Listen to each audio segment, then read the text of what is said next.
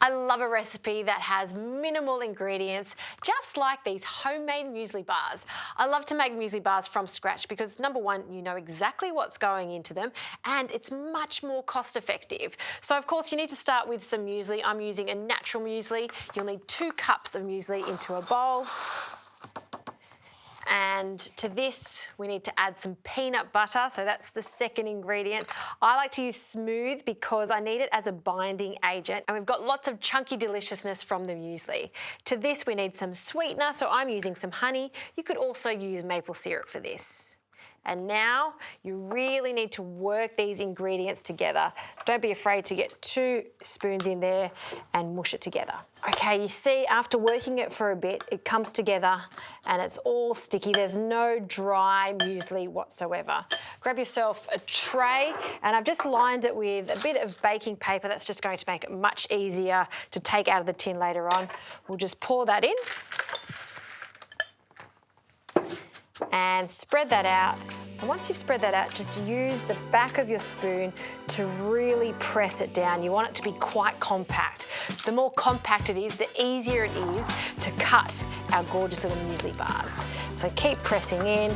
And now for the 4th ingredient, which is delicious chocolate. And I've just made myself a little piping bag with some baking paper. I'm just going to cut just a small tip at the end, and then I'm going to drizzle this chocolate over our muesli bars.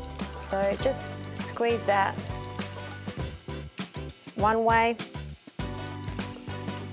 turn the tray, and we'll squeeze it the other way, just to make a lovely pattern.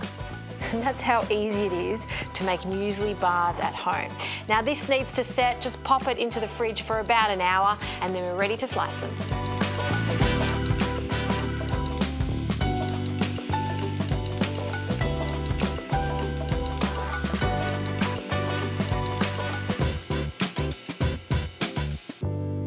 This is set, so we'll take it out of its tray and we can cut our little muesli bars.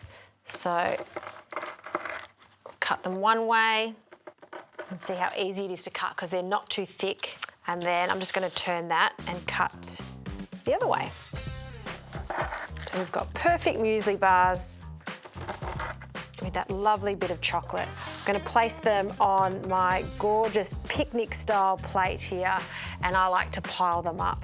And if you're looking for a delicious, wholesome afternoon tea for the kiddies, well, I suggest making these for them. They're going to love them.